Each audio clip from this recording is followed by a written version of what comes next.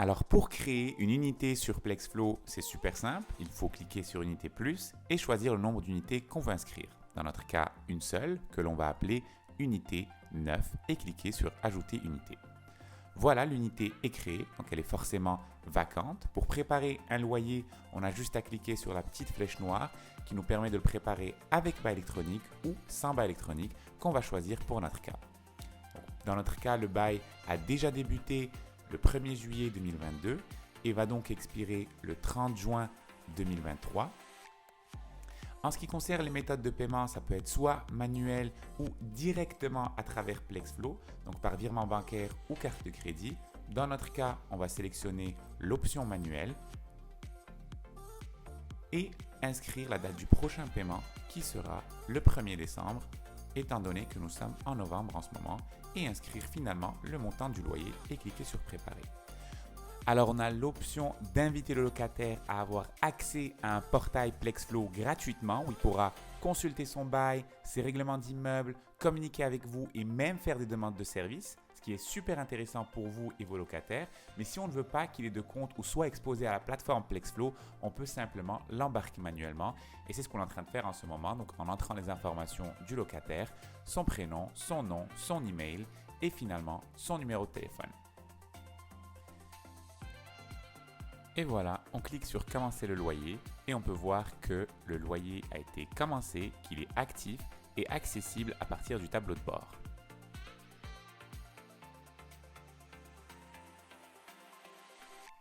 Pour faire un bail électronique, il suffit simplement de choisir l'unité en question et cliquer sur la flèche noire à côté du vacant et sélectionner l'option avec bail électronique.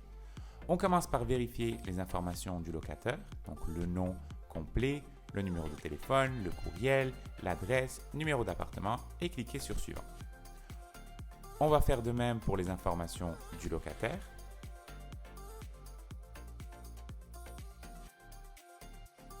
Pour pouvoir passer à la section suivante de l'unité, où est-ce qu'on pourra entrer des informations comme le stationnement extérieur, nombre de places, l'emplacement et aller à la section des meubles, choisir les meubles qui s'appliquent et passer à la section du loyer. Dans notre cas, choisir la date du début du bail qui commence le 1er décembre 2022 et la date du fin du bail qui sera dans notre cas le 30 juin 2023. Ensuite, on sélectionne l'option des paiements qui peuvent être automatiques via Plexflow. Donc, chaque premier du mois, le loyer peut être directement prélevé du compte du locataire et déposé sur votre compte. On va donc sélectionner l'option Oui qui sera par virement bancaire. On a également l'option ou non de recueillir le paiement lors de la confirmation du bail. Le prochain paiement sera le 1er décembre pour inscrire le montant du loyer et passer à la section suivante.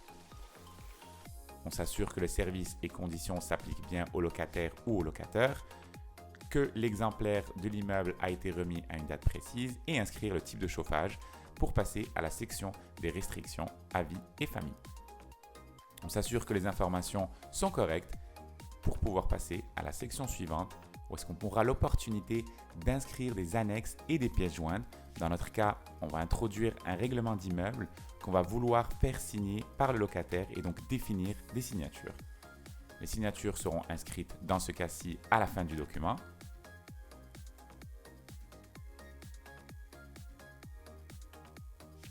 Et on va passer à la section finale pour générer le bail dans la langue de notre choix, donc dans notre cas en français. On a soit l'option d'envoyer la signature pour que le locataire le signe en premier ou alors le signer nous-mêmes. C'est ce qu'on va faire dans notre cas. Donc, toutes les informations vont être générées sur le bail de la régie du logement où est-ce qu'on pourra inscrire nos initiales, insérer partout, cliquer sur Suivant et signer le document. Et voilà, continuer, j'accepte, le tour est joué, à présent le bail est signé. Et finalement l'envoyer au locataire pour qu'il le signe à son tour.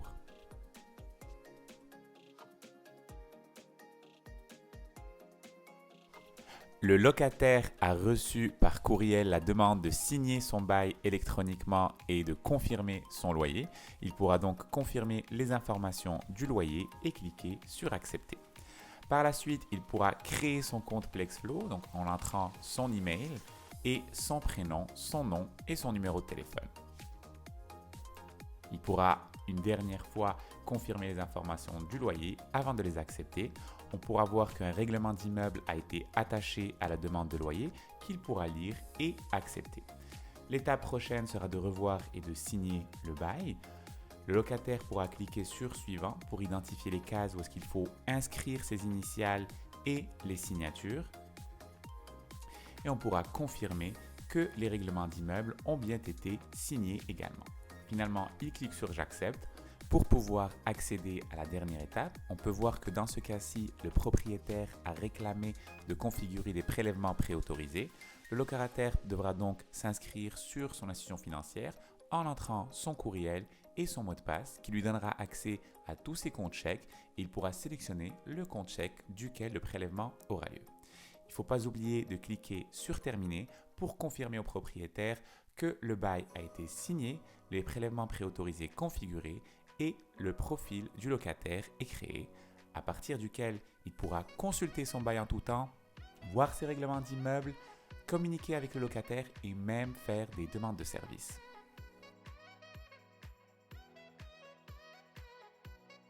Quand sera venu le moment de faire vos relevés 31, vous pourrez appuyer sur la section Rapport et ensuite l'onglet Relevé 31. En cliquant sur Nouveau, vous allez voir la liste des relevés 31 qui vous restent. Dans notre cas, il nous reste 5 relevés 31. On va confirmer nos informations et cliquer sur Suivant. On va pouvoir les envoyer un à la fois ou en désélectionner si on veut ou simplement envoyer tous nos relevés 31. Ça va nous informer si on veut les envoyer au locataire par courriel. On va sélectionner Oui et nous aviser qu'ils seront générés et envoyés automatiquement au gouvernement. Alors que vous ayez 1 ou 500 relevés 31, vous allez pouvoir les voir s'exécuter en un temps record sans avoir besoin de numéro de préparateur ou autre information. Voilà, le tour est joué, les relevés 31 sont générés, on peut confirmer qu'une copie a été envoyée au propriétaire, ainsi qu'une autre copie envoyée au locataire, et finalement le code de référence qui a été envoyé à Revenu Québec.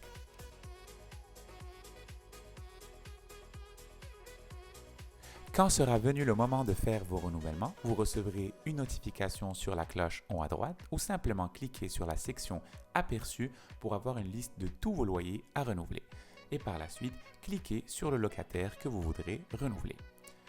Vous pourrez confirmer vos informations, la date du début du renouvellement et quand est-ce qu'il va se terminer. Dans notre cas, on va vouloir étendre cette date jusqu'au 30 juin 2024 et inscrire le montant de l'augmentation qui sera dans notre cas de 3,86%. Ensuite, on va pouvoir déterminer la fréquence de rappel du courriel dans la mesure où est-ce que le locataire n'aura pas encore ouvert son renouvellement et inscrire les modifications qui s'y appliquent. Ensuite, générer l'avis dans la langue de notre choix. Toutes les informations sont donc compilées sur le modèle d'avis que l'on pourra signer et accepter pour envoyer au locataire. On peut donc voir que le processus de renouvellement est en cours et qu'on a même accès aux détails de l'activité du renouvellement qui ont valeur légale. Donc quand est-ce qu'il est livré, quand est-ce que le locataire l'aura ouvert ou même cliqué. À partir du moment que l'avis de renouvellement est ouvert, un compteur de 30 jours débutera.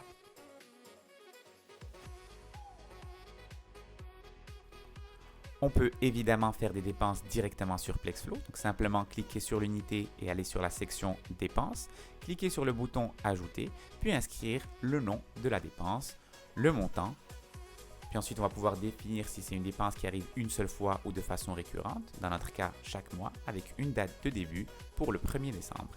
La fréquence est bien une fois par mois chaque 1er du mois et on va pouvoir ensuite choisir la catégorie de dépenses qui sera dans notre cas assurance et cliquer sur ajouter dépenses. Voilà, le tour est joué. La dépense est bien créée dans la section récurrente et de façon mensuelle. À noter que les dépenses peuvent être créées également à partir de l'application mobile.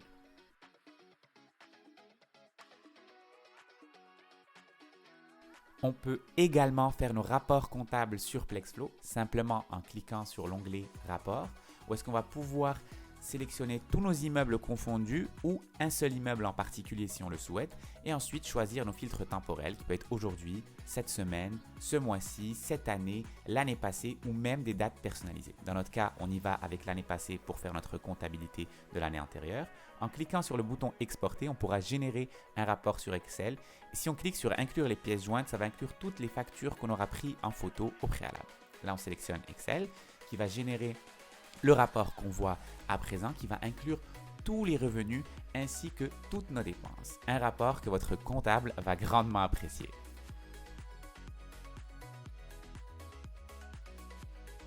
On peut envoyer des courriels certifiés sur Plexflow et ce qui est super intéressant, c'est que tous les courriels envoyés à partir de Plexflow sont certifiés et ont donc valeur légale. On peut décider d'envoyer le courriel à tous les locataires du bloc ou en désélectionner certains, inscrire le sujet et le contenu du email et pouvoir envoyer le courriel. Sans oublier qu'on peut inclure une pièce jointe si on le souhaite. Alors à partir de la section rapport, on va pouvoir avoir le statut du courriel en cliquant sur l'onglet activité email et on peut voir que notre courriel a déjà été livré et ouvert à une date et heure précise. Donc ce qui confirme que le locataire l'a déjà reçu et ouvert. On peut également envoyer des messages instantanés sur Plexflow en cliquant sur l'onglet Messages, choisir le locataire de notre choix et lui envoyer un message. Alors là, le système Plexflow comprend si oui ou non le locataire a un compte Plexflow. Si oui, ça lui envoie sur son compte Plexflow. Sinon, ça lui envoie sur son numéro de téléphone. Les deux cas de figure sont donc bien pris en charge. Ici, on peut voir que le locataire est en train de répondre. Et voilà, la communication se fait de façon instantanée et surtout de façon centralisée.